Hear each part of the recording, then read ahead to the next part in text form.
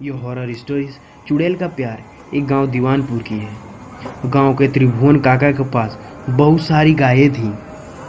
वे उनका दूध बाजार में बेचा करते थे और उसी से उनकी रोजी रोटी चला करती थी।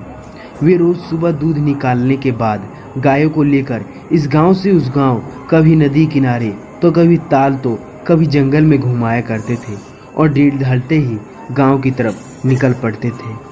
दिन भर वे घर से बाहर ही रहा करते थे, इसलिए भूख मिटाने के लिए वे सत्तू तो कभी कुरकुरे तो कभी रोटी और उसके साथ दूध दही लस्सी या मट्ठा भी ले लिया करते थे और किसी पेड़ की छाया में जाकर मस्ती से खाते रहते थे। प्यास लगने पर वे किसी गांव के बाहर लगे नल या ट्यूबवेल या फिर कुएं से पानी लेकर पी लिया करते थे।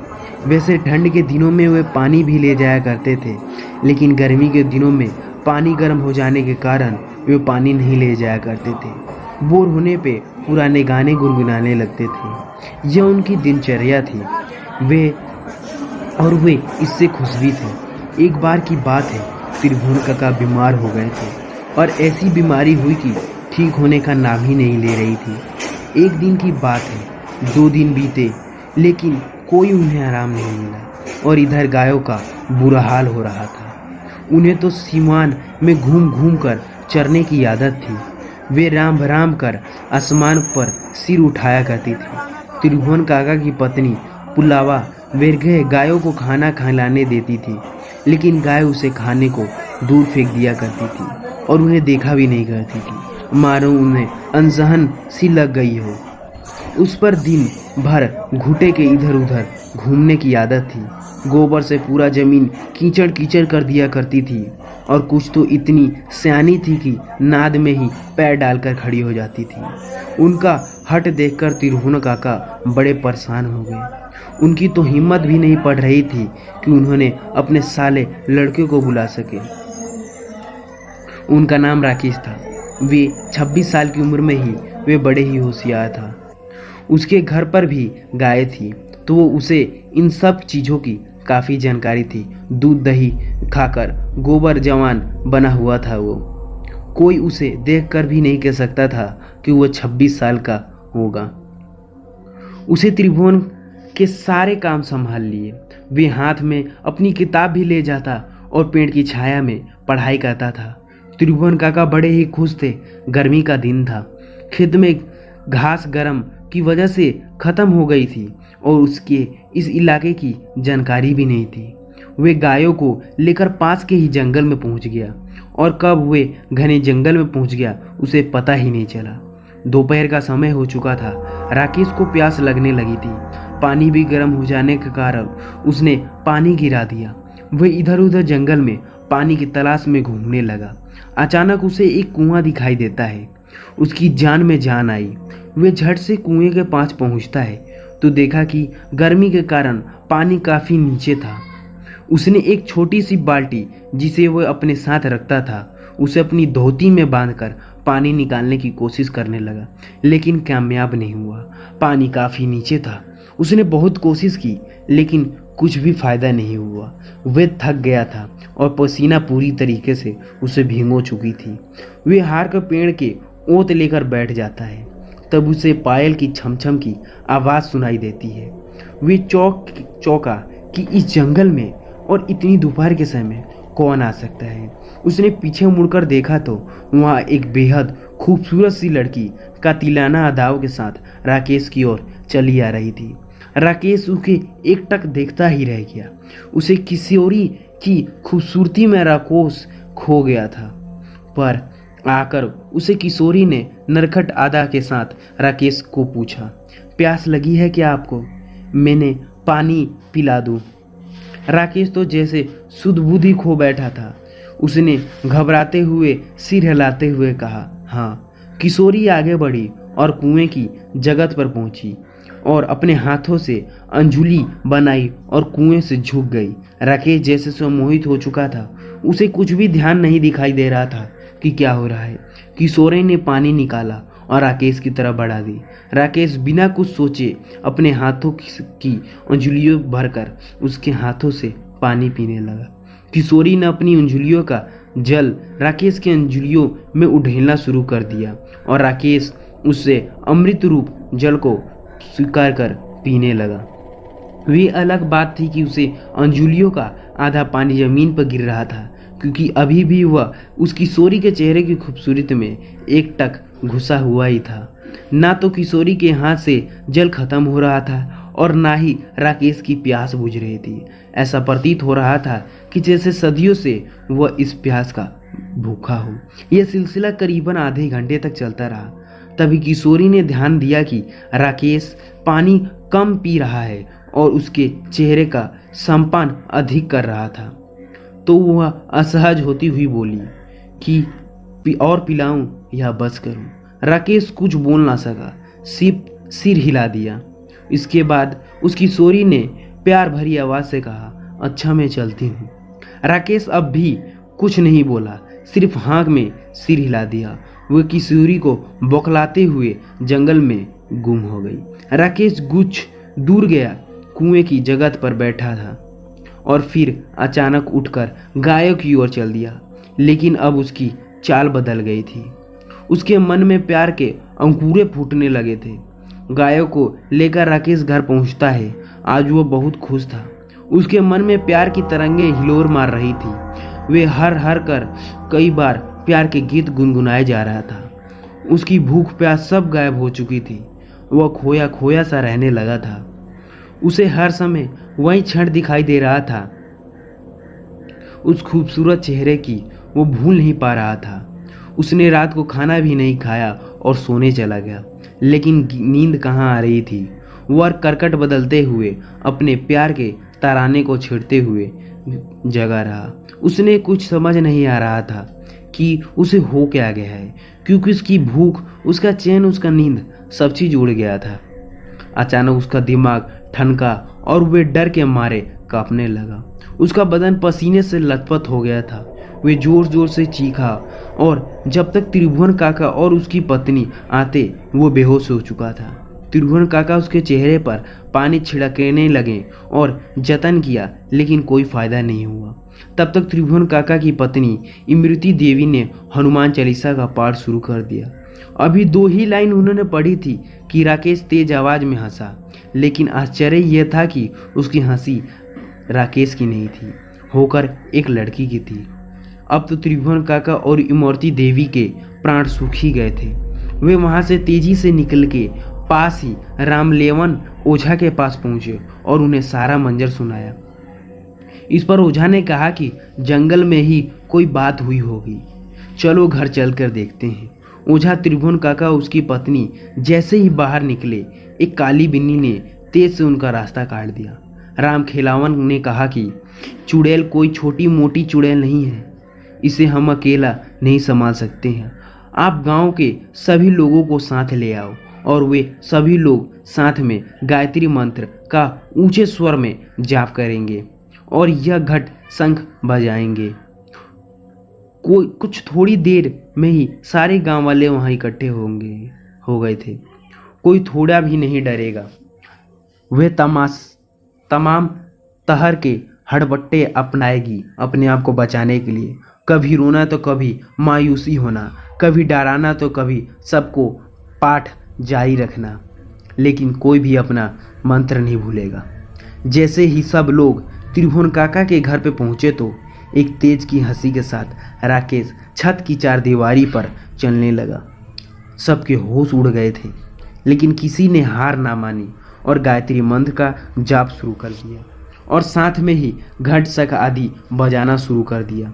रात का समय इस तरीके से आवाज के अलग अलग बगल के गांव के सभी लोग अब अचेत में पड़ चुके थे। गांव की तरफ ये आवाजें काफी ज्यादा सुनाई दे रही थी। इधर ओझे ने अपना कार्य शुरू कर दिया था।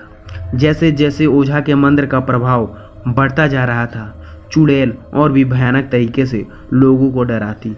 कभी उन्हें उल्टे पांव चलती तो कभी छत पर उल्टा लटक कर घूमने लगती, कभी भीड़ के किसी खास या एक खास की तरफ तेजी से बढ़ने लगती, लेकिन वह किसी को छू नहीं पाती। 4 घंटे तक यह कार्यक्रम चलता ही रहा। सुबह के करीबन 7 बजने वाले थे।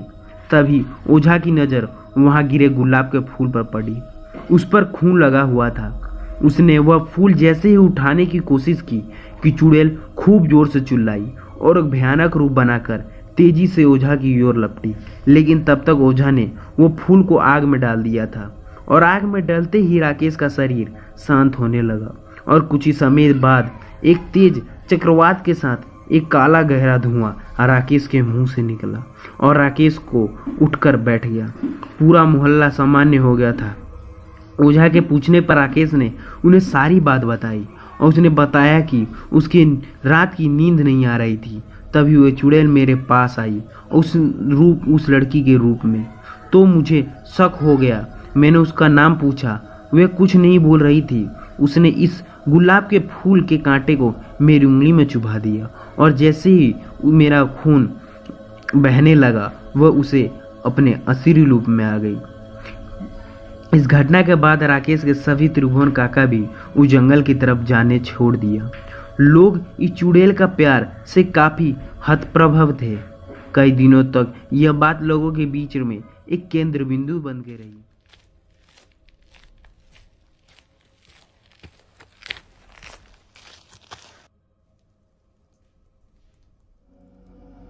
बचपन में कुछ ऐसे किस्से और पल होते हैं जो जीवन भर हम नहीं भूल सकते हैं। कुछ ऐसी शक्तियाँ और कुछ ऐसे डर हमारे जहन में आ जाते हैं जिनको हम हिम्मत करके भी नहीं भूल पाते हैं। हमारे घर के पास में ही एक ऐसा घर था जिसे मैं कभी भी खुला नहीं देख पाता था। इस घर को लोग प्रेतबंधित बताते थे और कोई भी वहाँ जाने की हिम्मत नहीं करता था। इस घर के खिड़की दरवाजे सभी टूटे हुए थे। एक दिन स्कूल से आने के बाद दोस्तों के साथ खेलते हुए मैंने और मेरे दोस्तों ने मिलकर उस भूतिया घर में जाने का प्लान बनाया। मैं बचपन में बहुत निडर हुआ करता था, लेकिन मेरे दोस्त थोड़े डरपोक किस्म के थे। उन्होंने पहले तो वहाँ जाने से मना कर दिया कि उनके घर वालों को पता चलेगा तो उनकी चमड़ी उधेड़ देंगे, लेकिन मेरे ज़्यादा समझाने पर वे भी राजी हो गए। हम टूटी दीवार के रास्ते आंगन के अंदर आए। वहाँ पर एक टूटी हुई खिड़की थी जहाँ से अंदर जाना बहुत ही आसान था। हम उसी खिड़की से अंदर चले गए। पूरे घर में अंधेरा छाया हुआ था और उस घर से अजीब सी बदबू भी आ रही थी। हम घर की चीज़ों को अभी ध्यान से देख ही रहे थे कि तभी हमें दीवार पर लिखे कोयले से कुछ दिखा। मुझे मार दिया गया है। उस दीवार पे तो यही लिखा था। हम यह देखकर बहुत ज़्यादा डर गए, लेकिन फिर मैंने सोचा कि कोई मजाक करने के लिए यहाँ लिख गया होगा। अब हम ऊपर जाने वाली सीढ़ियों के पास आ गए थे तो पहली सीढ़ी पर ही फिर कुछ लिखा था। जब हमने ध्यान से देखा तो लिखा था, मैं ऊपर वाले कमरे में हूँ। यह देखकर मेरे दोनों दोस्त घबरा गए, लेकिन मैं नहीं डरा और उनको पकड़कर ऊपर ले गया। ऊपर 3 कमरे थे जिनमें से एक कमरा बंद पड़ा था। हम उस कमरे में गए। कमरे में घुसते ही सामने की दीवार पर कुछ और लिखा था, मुझे इस कमरे में ढूंढो। हम वहाँ की अलमारी और बॉक्सों को देखने लगे जो पूरी तरीके से गल चुके थे। तभी एक अलमारी के अंदर लिखा हुआ में कुछ और नज़र आया। मेरा सिर दाएं कमरे में और धड़ बाएं कमरे में है। यह देखते ही मेरे दोनों दोस्त बुरी तरीके से घबरा गए और वहाँ से भागने लगे, लेकिन मैंने उनको जकड़ लिया और जाने नहीं दिया। अब हम बाएं कमरे में जाकर धड़ को ढूंढने लगे और वहाँ पर हमें एक बॉक्से में सड़ा गला शव मिला। इस बार तो मैं भी डर गया था, लेकिन बिना पूरी तहकीकात किए मैं वहाँ से नहीं जाना चाहता था। उस बॉक्स के पास एक चटाई पर कुछ और लिखा था, तुम्हारे पीछे से मेरा सर दूसरे कमरे से आ रहा है। अचानक जब हमने पीछे की ओर देखा तो हमें कुछ परछाई दिखाई दी और जब हमने दोबारा सामने की ओर देखा तो किसी लड़के का सड़ा गला शरीर खड़ा था। अब हम बुरी तरीके से घबरा गए थे और चीखते हुए उस घर से भागने लगे। वे शव हमारा पीछा कर रहा था कि तभी अचानक मेरा दोस्त वहीं गिर गया। मैंने उसे उठाने की पूरी कोशिश की, लेकिन पता नहीं वो उठ नहीं पा रहा था। फिर मैंने भगवान का नाम लिया। भगवान का नाम लेते ही ऐसा लगा जैसे उसके पैर किसी ने छोड़ दिए हों। फिर मैं और मेरे सारे दोस्त उस घर से बाहर निकले। जब मैं अपने घर पे गया तो मैंने ये सारी बात अपने घर वालों को बताई। तो पहले तो उन लोगों ने मुझे खूब पीटा और डांटा, लेकिन फिर उन्होंने पुलिस को फ़ोन लगाया। पुलिस ने उस घर की तहकीकात की तो उन्हें बॉक्सों में बंद वो शरीर तो मिल गया, लेकिन सिर कहीं नहीं मिला। सभी लोग सहमति से उस शव का अंतिम संस्कार कर दिए, जिससे उनकी आत्मा को शांति मिल सके। लेकिन मैं आज भी यही सोचता हूँ कि आखिर वह सब था क्या, और उसका शरीर पुलिस वाले को क्यों नहीं मिला। तब से आज तक मैं ऐसे भूतिया घरों में तहकीकात करने से भी डरता हूँ। कुछ दिनों बाद मेरे पिताजी का तबादला दूसरे शहर में हो गया, तो हमें दूसरे शहर में शिफ्ट होना पड़ा। फिर कभी भी मैंने इस तरीके की हिम्मत करने की नहीं सोची। आज भी वे एक डरावने सपने की तरह मेरे जहन के एक कोने में कैद है।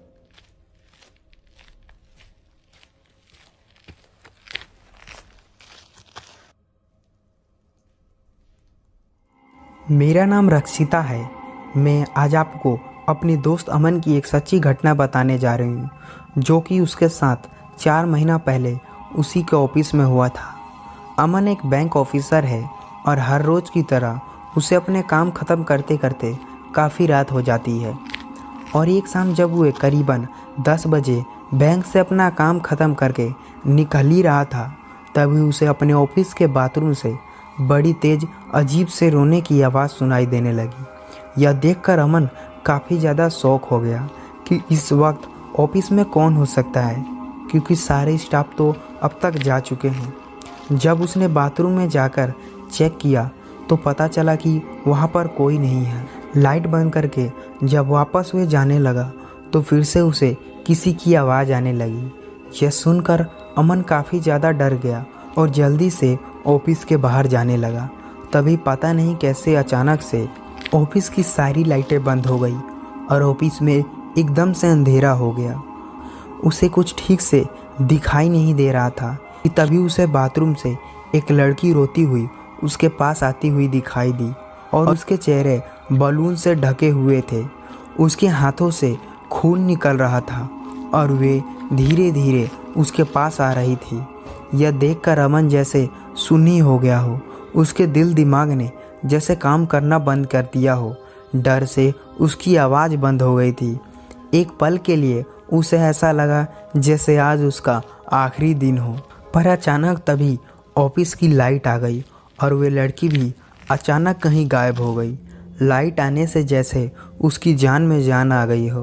वे जल्दी जल्दी ऑफिस से बाहर निकला और गाड़ी स्टार्ट करके जल्दी से अपने घर पहुंचा। सारी रात उसके ध्यान में बस वही लड़की आती रही कि कहीं वे मेरी घर तक ना पहुंच जाए। अगली सुबह ऑफिस पहुंच के जब यह किस्सा उसने अपने कंग्रेस के साथ शेयर किया तो पता चला कि काफ़ी साल पहले एक लड़की ने ऑफिस के बाथरूम में अपने हाथ की नस काट ली थी और सुसाइड कर लिया था। और किसी को भी आज तक ये पता नहीं चला कि उसने ऐसा क्यों किया था।